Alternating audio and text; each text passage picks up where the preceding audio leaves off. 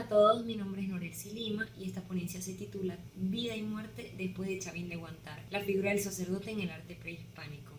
Se trata de una figura que se originó en la tradición mito, es decir, paralelamente a la construcción de los centros ceremoniales en los Andes centrales. Esta figura se encargaba dentro de las sociedades prehispánicas de la observación astronómica, de comunicarse con los dioses para así garantizar el éxito de las cosechas. Algunos de estos dirigentes portaban máscaras, pectorales, brazaletes, narigueras, bigoteras y otra serie de atributos iconográficos que lo identificaban con la deidad. A continuación plantearé un análisis sobre una obra de arte correspondiente a la cultura paracas para estudiar la naturaleza de la figura del sacerdote heredada de la cultura chavín. Dependiendo de su grado de naturalismo e iconografía, vamos a estudiar si la figura del sacerdote está más cercana a la vida, a la muerte, o si encarna un punto intermedio entre ambos fenómenos. Con la expansión de la influencia de Chavín de Huántar por la costa peruana y amparándose en su capacidad para comunicarse con los dioses, alimentarlos y servir de portavoz de los designios de estos ante el resto de los hombres, los sacerdotes erigieron una sociedad teocrática donde ellos mismos ocuparían un lugar esencial. El redescubrimiento de un lugar de enterramiento lleno de riquezas que en nada envidiarían a las pirámides que ordenaban erigirse para sí los reyes egipcios y que con tanto afán y sin éxito buscaron los españoles sedientos de riquezas, no deja de sorprendernos por la importancia de sus tejidos. La cultura paracas, contemporánea con la de Chavín, se caracterizó por rendirle culto a la muerte y a sus gobernantes fallecidos. Nacida durante el periodo formativo, comprende dos periodos diferenciados estilísticamente. Paracas Caverna, que recibe su nombre por las cavernas funerarias subterráneas situadas en el monte Ica, las cuales son contemporáneas con Chavín, en cuyo interior hay fardos funerarios junto con cerámica de influencia chavinoide. Y Paracas Necrópolis, con sus cámaras funerarias precedidas de patios y salas en las que se encuentran fardos formados por finísimos tejidos. En la figura se muestra un tejido de fondo rojo con un ser antropomorfo, de ojos y dientes felinos, y sus garras pudieran ser de jaguar o de falcónida. Serpientes con cabeza de pez emergen de su ropaje y componen una máscara cuya forma semeja a la de una araña. De su collar pende una pequeña piedra trapezoidal negra, sostiene en su mano izquierda un cuchillo con forma de pez o serpiente acuática y en la derecha una cabeza trofeo. Predominan los colores rojo, azul, rosado, verde, blanco, negro, marrón y amarillo en una composición dinamizada por las líneas y curvas. Todo pareciera sugerir que se trata de la representación de un sacerdote, pues lleva máscara, un cuchillo ceremonial y una cabeza trofeo. Por sus hipogeos o cámaras funerarias con forma semiesférica, Cosio del Pomar cree que Paracas se trata simplemente de un lugar de enterramiento para los personajes ilustres de otras culturas y épocas anteriores a la nuestra. Cito: probablemente estos muertos quedaron en Paracas como en un cobijo, siguiendo un oráculo o creencia común a muchos pueblos antiguos que construyen sus cementerios al borde de los ríos o a orillas del mar. En su jornada, la feliz región de un cielo que no es sino parte lejana de la tierra. En Paracas, aparentemente la costumbre de enterrar con prendas de vestir adquiere una importancia extraordinaria. Eran mantos mortuorios que solo se fabricaban para fines mágicos, pues carecían de empleo utilitario. Son documentos que lleva consigo la momia, es decir, el encargo de los vivos a la tierra de adentro o ujupacha, mundo donde estaban guardados los gérmenes de la vida, de las semillas, las raíces de las plantas, con pedidos de alimentos, de recursos para que el hombre, los animales y las plantas pudieran subsistir. El estilo seminaturalista de la pieza pareciera ser intencional, en tanto, cito a Cosio del Pomar, representa al modelo natural en una estilización con tendencia a lo simbólico, a la expresión del personaje en manifiesto dinamismo. El artista exagera las actitudes en un juego osado de ángulos y curvas. La fantasía interviene con asombrosa originalidad en la unión de algunos elementos exóticos sin perder el dejo naturalista y sin desplegarse de su máximo propósito,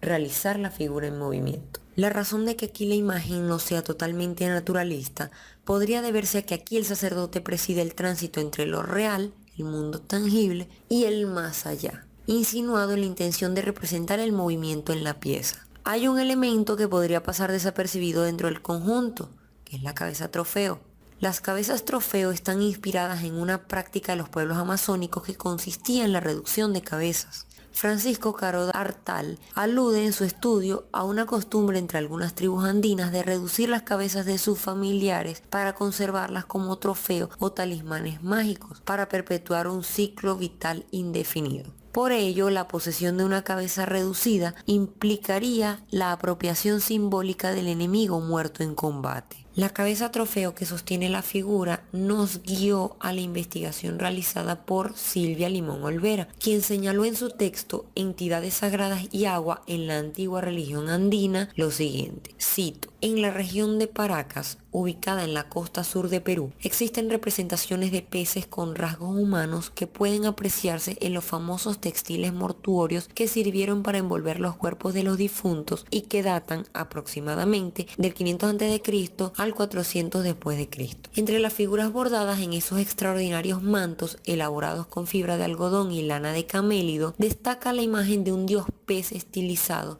que lleva en una mano una cabeza trofeo y en la otra un cuchillo ritual en forma de pez, mientras que los apéndices que salen de su cintura surgen a cada lado dos peces, lo cual lo identifica como el creador de estos animales. Esta imagen coincide con la de nuestro caso de estudio y revela que el mar, y por ende Paracas como un lugar situado tan cerca de él, tenía una connotación sagrada en la cosmogonía andina, cuya explicación podemos hallarla en el mito de Viracocha, un dios heredado de la cultura chavín, aunque diferimos del significado dado por la autora por considerar que no se trata de un dios pez, sino de un sacerdote, una figura antropomorfa, con tocado y los atributos de alguna deidad. De acuerdo con Pablo Cerdón, quien a través de un estudio filológico histórico desmiente la errónea concepción monoteísta de los incas que proponía a Viracocha como el dios creador o hacedor de los astros y de los hombres, y retoma el problema de la naturaleza de Viracocha, nos dice que Viracocha es el océano que sostiene y circunda la tierra, una deidad agraria asociada al riego.